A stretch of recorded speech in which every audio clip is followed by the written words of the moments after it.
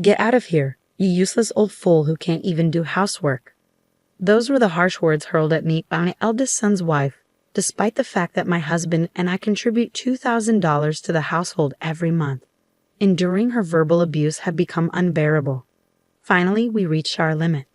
I, Miranda, a 62-year-old housewife who also works part-time, reside with my husband Jack, a man of the same age. Jack, a serious and kind salary worker, and I have never had any major conflicts. Our son, Ronald, 32, shares his father's compassionate nature and strong sense of justice. After graduating from university, he secured a job at a reputable company where he met Alice, his wife of 2 years. Initially, Alice seemed like a serious and charming woman, well regarded by her colleagues for her dedication.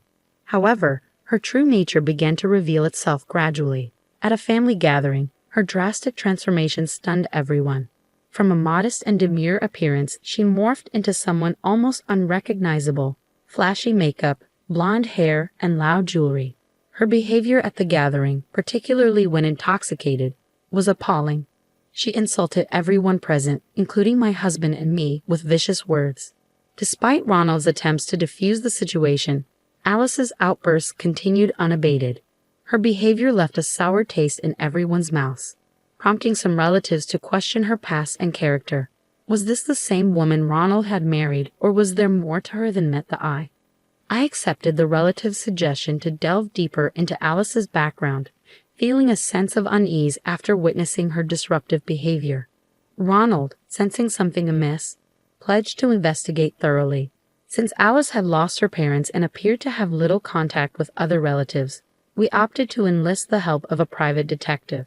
The investigation uncovered startling revelations about Alice's past. During her middle school years, she had been a troublemaker, even leading a gang of notorious delinquents who followed her lead. Despite her eventual graduation from a prestigious university and the semblance of seriousness she projected, she hadn't completely severed ties with her delinquent past. Shockingly, she still invited her troublesome friends over when Ronald was away, causing disturbances in the neighborhood and prompting complaints to the apartment management. Ronald was devastated by the discovery. Even contemplating divorce, he was met with Alice's tearful apologies and promises of change. She begged for forgiveness, vowing to live earnestly and demonstrating her sincerity by deleting contacts of her delinquent friends and reaching out to apologize to those she had troubled.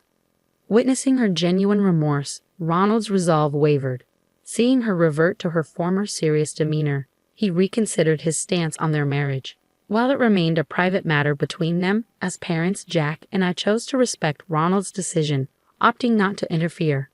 Later, I encountered Alice again in the summer, and she appeared to have returned to the serious, composed woman I had first met, reaffirming her commitment to change. I breathed a sigh of relief, believing that everything would be all right. However, fate had other plans. While lifting a heavy load during my part-time job, a sudden, excruciating pain shot through my back, immobilizing me. Rushed to the hospital by a concerned coworker, I received the diagnosis of severe low back pain, requiring me to take a break. Upon sharing the news with Ronald over the phone, he proposed that my husband and I move in with him and Alice, citing our increasing age and the likelihood of future injuries and illnesses. The idea had its merits, offering reassurance of having family nearby in times of need. It seemed like a logical choice. Once my back pain subsided, my husband and I discussed the proposition with Ronald and Alice, ultimately deciding to merge households. With a relatively spacious home, accommodating them posed no issue. Initially, the arrangement went smoothly, with Alice sharing household responsibilities, lightening my load. To ease the financial strain, my husband and I contributed $2,000 monthly from our salaries, despite it stretching my part-time income. However, over time, Alice's behavior shifted. She began complaining of poor health, yet her actions contradicted her claims. Despite confronting her, she grew defensive and hostile. It became evident that her remorse was insincere. She had merely feigned it to maintain her relationship with Ronald. Her demeanor mirrored her past as a delinquent, using intimidation to assert dominance. Fearful but determined, I resolved to no longer tolerate her manipulative behavior. If asked whether I feared Alice, I'd have to admit yes, to a degree. I may have reached 62 years of age, but that longevity didn't come without resilience. I refused to be cowed by the antics of a former delinquent. Maintaining an air of indifference to her words and actions, I calmly warned her of the consequences of her harassment. If your behavior crosses a line, it could constitute a crime. I am not your servant to be pushed around.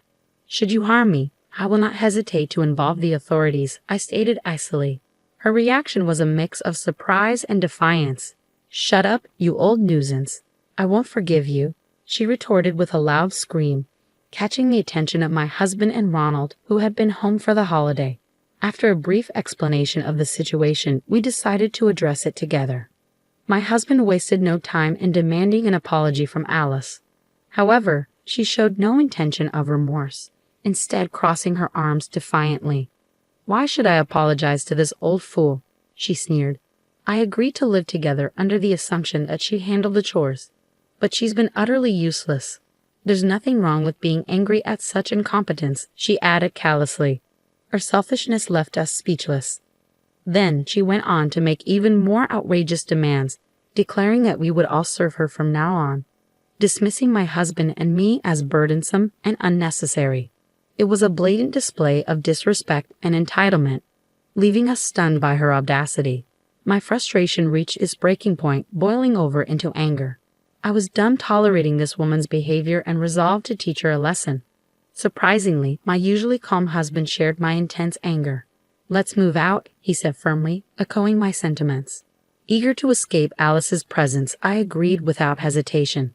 Hastily packing our essentials, we left the house, informing them that we would return later for our larger belongings. Ronald remained behind, presumably to confront Alice. With no alternative residence lined up and unwilling to burden relatives, we sought refuge in a nearby budget hotel. The uncertainty of our living situation weighed heavily on us, but we remained determined to find a new home. The next morning, my phone incessantly buzzed with calls from Alice. Reluctantly, I answered only to be greeted by her artificially sweet tone. It was clear she had an ulterior motive, and her insincerity turned my stomach. Her sudden shift in demeanor left me questioning how many personalities she possessed. Regardless, one thing was certain. Alice was not to be trusted, regardless of which persona she presented. I reached a point where dealing with her seemed futile and absurd. I simply declined her call and blocked all avenues of communication, ensuring she couldn't reach me. My husband, observing my actions, followed suit, understanding the need for a clean break. Together, we made the decision to sever all ties with Alice. Later that afternoon, Ronald called me with unexpected news. He had divorced Alice. He recounted how she had challenged him to proceed with the divorce, prompting him to follow through without hesitation. Proud of my son's decisive action, I firmly believed he had made the right choice. There was no way he could find happiness with someone like her. Ronald shared that Alice's attempts to manipulate him with her cutesy act had only reinforced his decision. Despite her claims of intelligence and education, Alice's behavior betrayed immaturity and arrogance. Cutting ties with her was undoubtedly the best course of action. However, the story didn't end there. To my astonishment, Ronald revealed that Alice had been cheating on him. Despite her professed illness and frequent outings, she had maintained a facade of health while carrying on an affair. Hiring a detective agency confirmed my suspicions, providing photographic evidence of her infidelity. As I scrolled through the photos Ronald sent, disbelief washed over me. There she was, locked in an embrace with a young man, a stark contrast to her pretense of innocence. It was evident that Alice's deceit ran deeper than we had imagined. I was resolute about seeking compensation for the damages caused by Alice's actions, including the affair with her cheating partner. I had made this clear to her, yet she remained unfazed, exuding confidence. It left me puzzled why she would call me, perhaps to ascertain my whereabouts, assuming I hadn't left. Her attempt to act tough seemed futile now that I had indeed departed. I harbored no intention of extending help to her. She needed to face the consequences of her actions alone. With our new living arrangement settled, my husband, Ronald, and I opted to reside together in a certain apartment. While we contemplated evicting Alice and occupying our previous home, its size and upkeep were impractical for Ronald alone. Selling the house emerged as the most sensible option, with Ronald in agreement, indifferent to the sentimental value of a single-family home. As we returned to retrieve our belongings, Alice greeted us with an unsettling smile, extending a brazen proposal to live together once more. Her audacity infuriated me, especially without an ounce of remorse or apology. My anger surged, echoed by my husband's cold rejection. We made it clear she needed to vacate the premises promptly and compensate Ronald for the damages incurred. Her disregard for our feelings and her own actions extinguished any remaining affection I have for her. I remained steadfast in my decision not to reconcile, making it clear to Alice. Ronald echoed my sentiments, expressing his own anger towards her. Yet, in a seemingly futile attempt, Alice abruptly ceased her pretense of innocence. She confessed to initially being drawn to Ronald's stability and the prospect of a comfortable life as a housewife. However, she claimed to have no ulterior motives now, professing genuine love and appreciation for us, her in-laws, Miranda and Jack. But her words, no matter how eloquent, only fueled our anger further. Our relative, who had been observing silently, intervened, confronting Alice with a sharp gaze and an aura of strength. He challenged her to confront him directly, revealing his own background in boxing, having competed in national championships. It was a bold move, orchestrated intentionally by me, as a preemptive measure in case Alice caused trouble. Cornered by his assertiveness, Alice appeared intimidated, relenting under his forceful demeanor. With firm insistence, he demanded her immediate departure and a sincere apology, warning her never to involve herself with us again. Seemingly cowed by his resolve, Alice agreed, promising to leave promptly and offering her furniture and other belongings as restitution. She apologized sincerely, quickly gathering her belongings and leaving the house.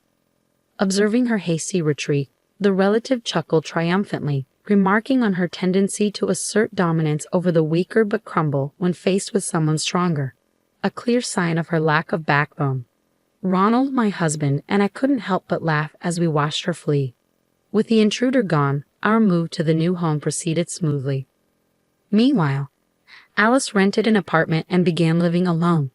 Ronald pursued compensation as he had declared, leading to prompt payments from both Alice and her affair partner, likely prompted by legal notices. As the relative had pointed out, Alice was unable to stand up to those stronger than herself.